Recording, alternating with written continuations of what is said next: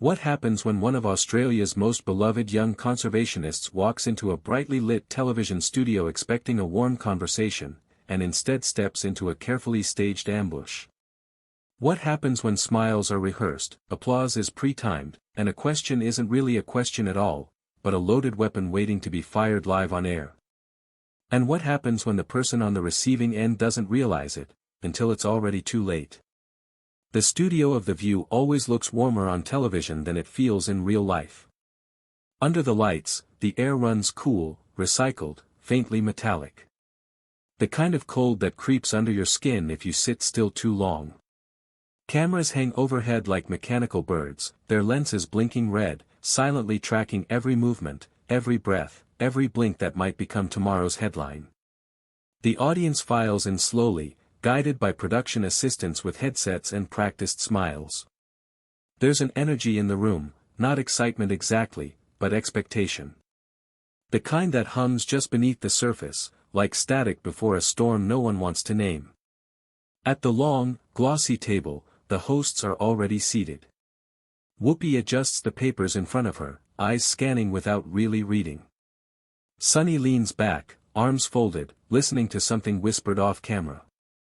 Sarah shifts in her chair, glancing toward the stage entrance. And Joy Behar sits perfectly still, lips pressed into a thin, knowing smile, her fingers tapping once against the tabletop before stopping, as if reminding herself to wait. Backstage, Robert Irwin laughs. It's a genuine sound, open, unguarded, the kind that comes easily to someone who hasn't yet learned to distrust rooms like this. He's dressed simply, khaki shirt, sleeves rolled, the familiar uniform that has followed him since childhood. Not a costume. Not a brand. Just what he's always worn. A production assistant adjusts his microphone. Another smooths the fabric at his collar. "You're all set," someone says brightly. "They're excited to have you." Robert nods, flashing that same easy smile he's worn all week. This is his 7th interview in 4 days. Morning shows. Late-night clips. Podcast studios with mismatched chairs and overly strong coffee. Everywhere he's gone, the reception has been the same: warmth, nostalgia, admiration. People telling him how proud his dad would be. People thanking him for carrying the mission forward. He believes this will be no different. Why wouldn't he? He's here to talk about animals. About conservation. About a new documentary series that took him through fire-scarred bushland and fragile ecosystems hanging on by a thread. He's here to do what he's done his entire life: educate, inspire, protect. The stage manager raises a hand. 30 seconds. Robert takes a slow breath. Somewhere in the distance, the audience applause cue light flickers on. The sound swells, practiced, enthusiastic, slightly too loud. The curtain parts. The heat hits him first. Studio lights flood his vision, bleaching the edges of the room in white.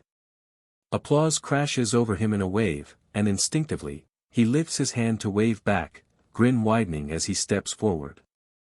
He spots the table. The hosts. The faces he's seen 100 times through a screen. He walks toward them with the relaxed confidence of someone who believes he's walking into friendly territory. Joy watches him approach. Her smile doesn't reach her eyes. "Welcome back to The View," she says as he takes his seat, her voice sharp but polished, honed by decades of live television. Today we're joined by Robert Irwin. Wildlife conservationist. Television personality. And, of course, the son of the late Steve Irwin. There it is. Not wrong. Just, emphasized. Robert nods respectfully, hands folded on the table, posture open.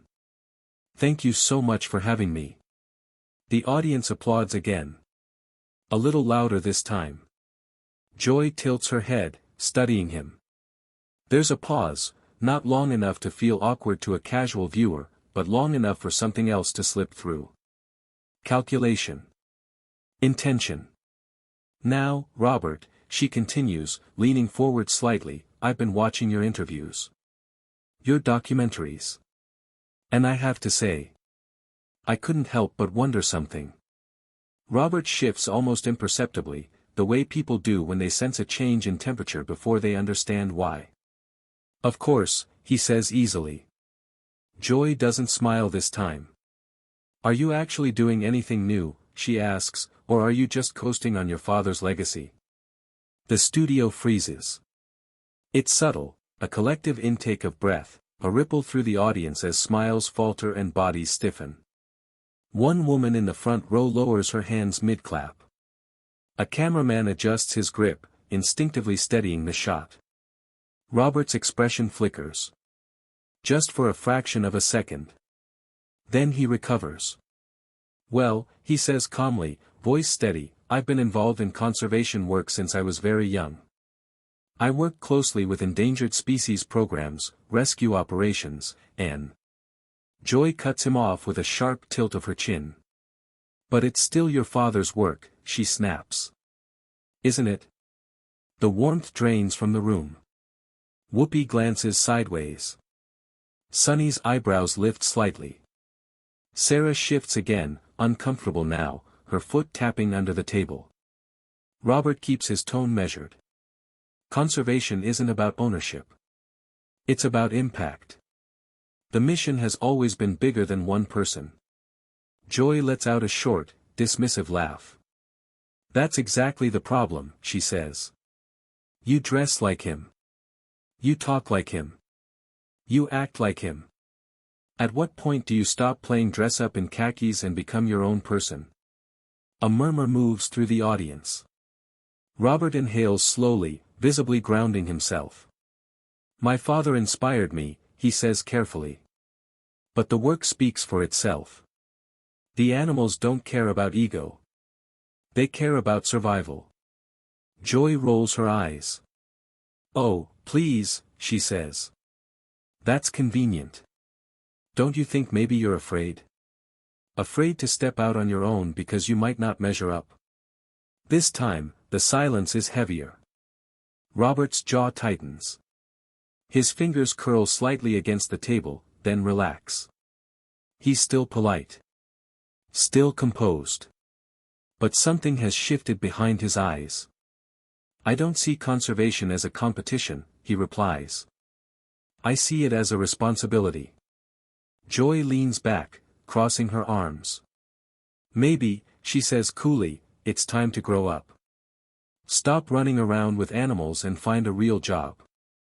The words hang there. Heavy. Sharp. Unnecessary. A camera cuts to Robert's face. The smile is gone. And for the first time since he sat down, Robert Irwin doesn't respond right away. He stares at the table for a beat. Then he looks up. Slowly.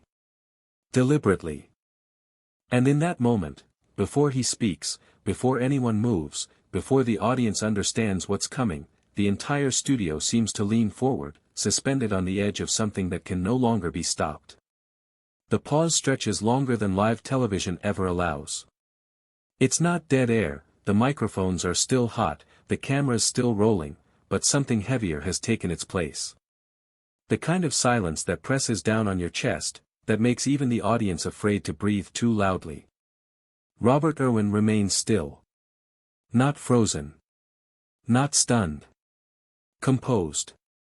He lifts his eyes back to Joy, and when he speaks, his voice is quieter than before, not weaker, but sharper, honed with intention. Playing with animals, he repeats softly, as if testing the words for weight. A faint, nervous laugh ripples through the audience, the instinctive kind people offer when they don't know whether they're witnessing banter or something far more dangerous. Robert tilts his head slightly. His Australian accent thickens, just enough to be noticeable now, like a tell he can no longer suppress. Do you know what that actually looks like? He asks. Joy opens her mouth, already prepared to interrupt. Robert doesn't give her the chance. It looks like pulling a koala and her joey out of a tree that's on fire, he says calmly. It looks like standing in smoke so thick you can't see your own hands, knowing if you hesitate for even a second, you lose them both. The audience stills. Someone in the second row brings a hand to their mouth. Robert continues, his voice steady, his eyes never leaving Joy's face. It looks like breeding programs that took decades. Species written off. Gone. And then brought back because people refuse to give up. Joy shifts in her chair, clearly irritated now. That's emotional storytelling, she snaps. I'm talking about facts. Robert nods slowly, as if he expected that response. All right, he says. Facts. He leans forward. Australia Zoo's Wildlife Hospital has treated over 100,000 injured animals, he says. Snakes relocated instead of killed. Birds rehabilitated after oil spills. Mammals burned, poisoned, shot, brought back because someone bothered to care. Joy tries to cut in again, waving a dismissive hand. But your name. My name didn't pull those animals out of fires, Robert says, louder now, the first real edge in his voice. My name didn't hold them while they were scared and in pain. People did. Teams did. And I was there. The studio is no longer neutral territory. You can feel the audience turning, energy shifting row by row. Heads nodding. Faces tightening. Applause threatens to break out, and then doesn't, restrained only by the shock of watching a young guest push back against someone who isn't used to being challenged. Joy scoffs, crossing her arms tighter. You're passionate, she says flatly. I'll give you that. But passion doesn't equal substance. Without your father's fame, you'd just be another kid pretending to be a zookeeper. That's when Robert goes completely still. No blinking. No fidgeting. The cameras catch it immediately, that unmistakable posture people take when they're standing at the edge of something irreversible. A real job, he repeats softly. The words barely make it past the microphones, but somehow they land harder than anything said before. Then he looks straight at Joy. Do you know what my father was doing the day he died? The effect is immediate. Joy's expression changes, not dramatically, not theatrically, but enough. Her eyes widen just slightly. Her mouth opens, then closes again. The audience leans forward as one. Robert doesn't wait for permission. He was filming a documentary, he says. About stingrays. Animals people were taught to fear. Animals the world misunderstood. Joy swallows. He wasn't chasing fame, Robert continues, his voice growing steadier, stronger with each word. He wasn't chasing money.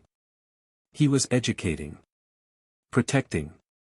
Giving people knowledge instead of fear. The studio is silent in a way that feels almost sacred now. He died doing meaningful work, Robert says. Work that saved animals. Work that changed minds. Work that still matters. Joy shifts uncomfortably. That's not. You want to talk about real careers? Robert presses on, eyes unwavering. My father could have turned Australia Zoo into a theme park. He could have chased ratings. Cheap thrills. Easy money. Robert's voice tightens. He didn't. He chose conservation, Robert says. Education. Responsibility. And I'm proud to continue that work. For the first time, Joy looks rattled. Not annoyed. Not dismissive. Rattled. Whoopi leans forward, raising a hand slightly. All right, let's just. But Robert isn't finished. You didn't ask questions, he says calmly, almost clinically. You attacked my character. You mocked conservation. You dismissed work that saves lives. Joy scoffs weakly. Oh, come on. Would you say this to David Attenborough? Robert asks suddenly. The name lands like a dropped glass. Would you say it to Jane Goodall, he continues.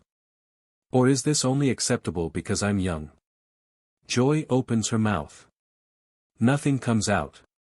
The audience gasps. Someone audibly says, "Oh wow." Robert leans back slightly now, control fully in his hands. "You criticize someone who spends his life saving animals," he says, "while you sit here giving opinions."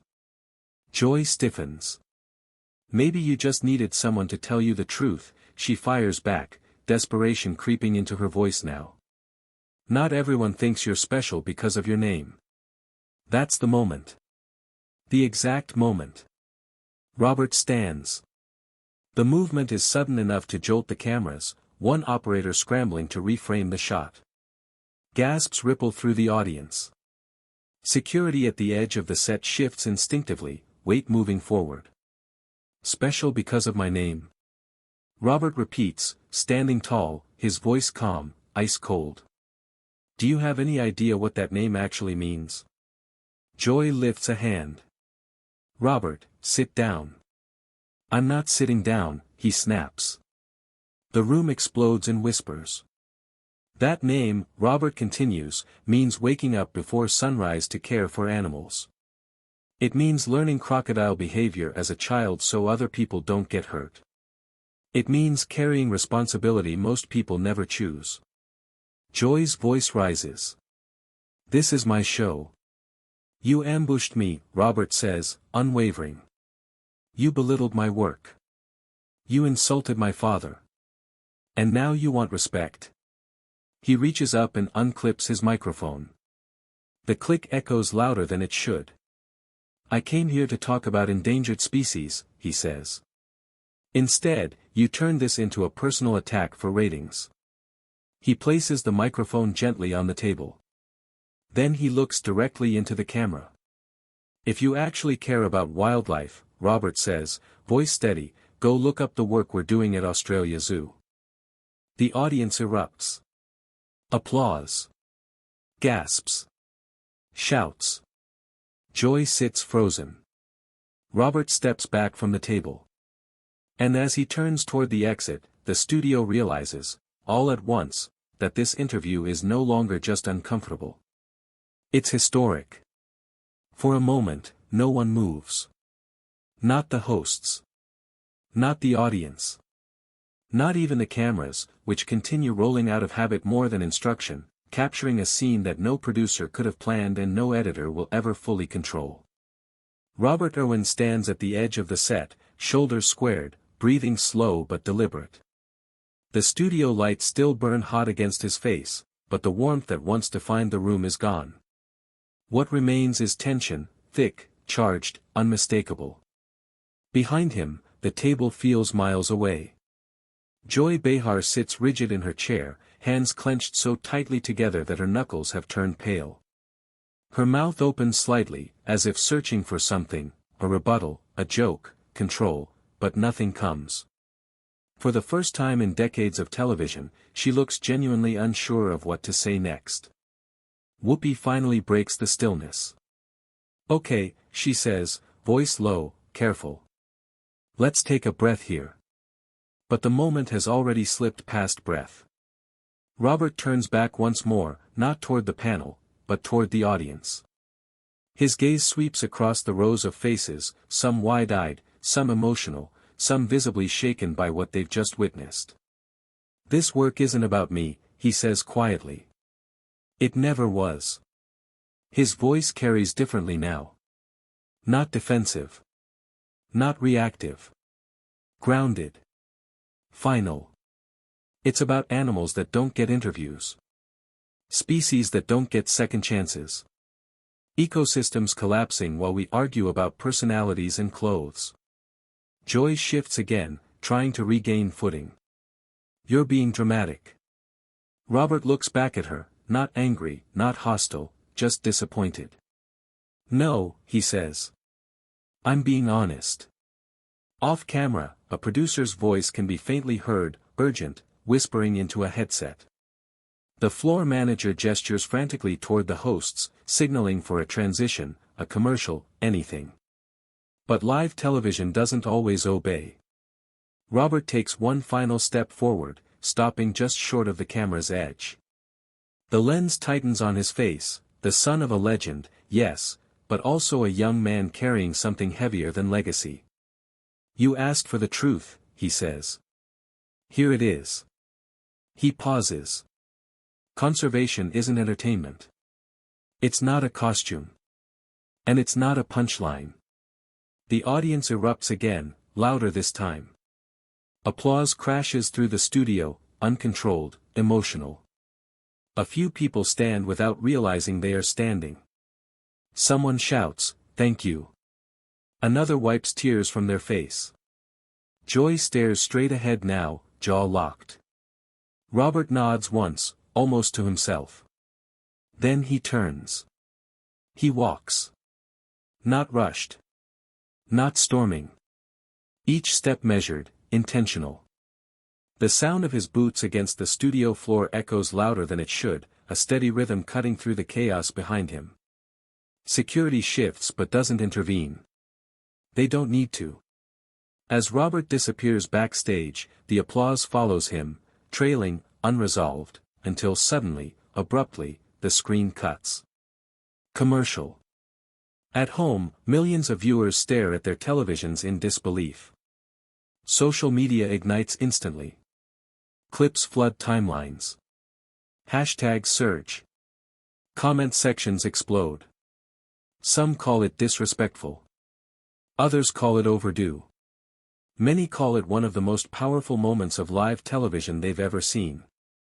Back in the studio, the cameras come back on far too quickly. Joy clears her throat, forcing a smile that doesn't quite hold. "Well," she says, attempting levity, "that was passionate."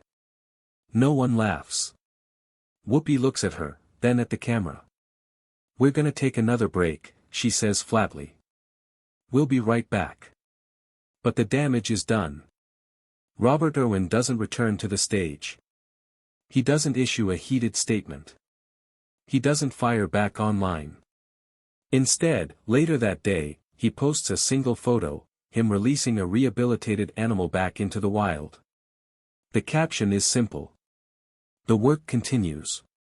And somehow, that says everything. Because that day, on live television, Robert Irwin didn't just defend himself. He defended conservation. He defended his father's legacy. He defended a mission bigger than fame, bigger than television, bigger than any table of opinions. So now, I want to hear from you. Was Robert justified? Did Joy cross the line? Should TV hosts be allowed to attack guests without doing basic research?